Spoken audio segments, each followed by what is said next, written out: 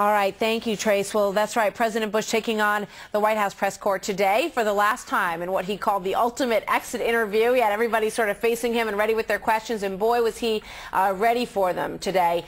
He reflected a bit on some of the mistakes and some of the milestones that he believes will shape his legacy. He addressed everything from the debate over WMDs to the government's response to Hurricane Katrina.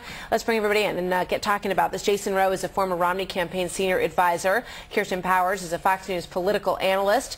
Doyle McManus is a columnist covering politics for the LA Times. Welcome, everybody. I want to jump right in. Let's take a look at the first soundbite that we have. We have three we want to look at from today, and we'll get your thoughts. Putting a mission accomplished on an aircraft carrier was a mistake. It sent the wrong message. Abu Ghraib obviously was a huge disappointment during the presidency.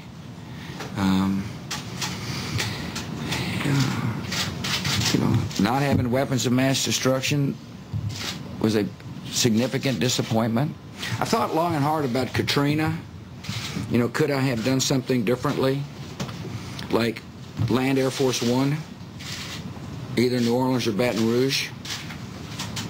The problem with that is that law enforcement would have been pulled away from the mission.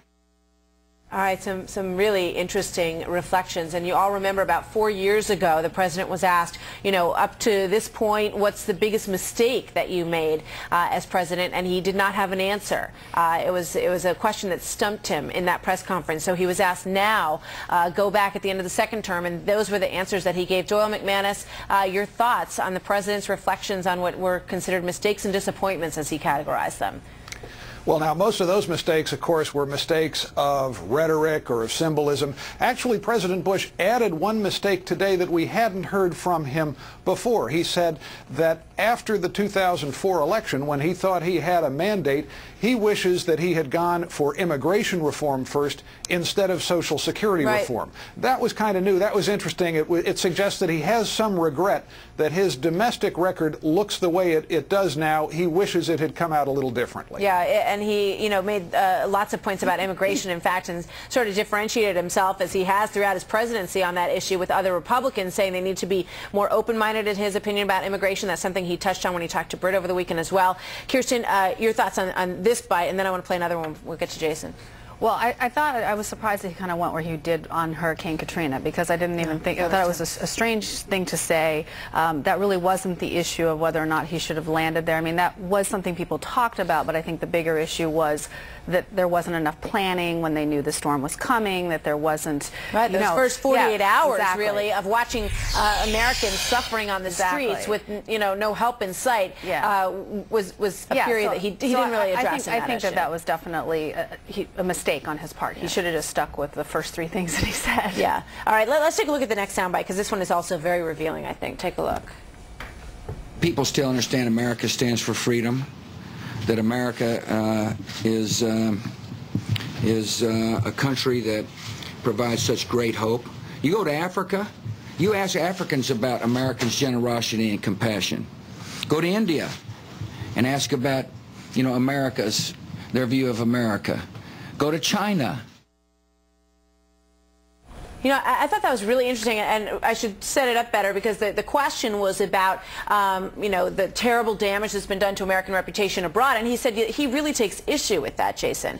And we must remember that no president really has done more for Africa than President Bush, and a president who was said to have not traveled widely in his youth has really made some very significant inroads in some of the countries that he mentioned. Well, he doesn't get credit for the things that he's done in the areas of development and diplomacy, and he has an extraordinary record, and those people that understand the importance of development, both in stabilizing the world, but also in figuring out ways for the U.S. to invest in the economies there, recognize that he's been a pretty extraordinary leader on those issues. Here, the problem is that those things are so overshadowed by things that seem to matter to us more here domestically, and that's the the lives we're losing in Afghanistan and Iraq, but also the money that we're sending over, particularly given the financial situation that we have in America.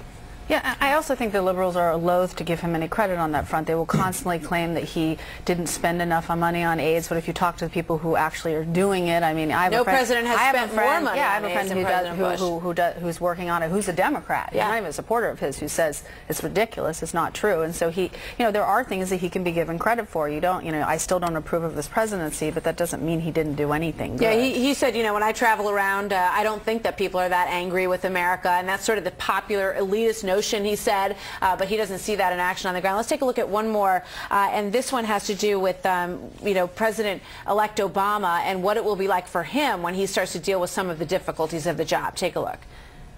President-elect Obama will find this too. He'll get in the Oval Office, and there'll be a lot of people that are real critical and harsh. And he'll be disappointed at times by the tone of the rhetoric. And he's going to have to do what he thinks is right, Jim. And if you don't, then I don't see how you can live with yourself. I don't see how I can get back home in Texas and look in the mirror and be proud of what I see. Well, McManus, if there's one thing that I think can be said about President Bush, it's that he stuck to what he believed, and he never wavered in the face of flagging poll numbers. Well, that's absolutely right. And there was another point during this news conference at which the president said, you know, he wasn't surprised to get tough criticism from his opponents, but he was disappointed from being let down by his friends. He was disappointed sometimes by other Republicans, other conservatives who didn't step up and help him every time he thought they should.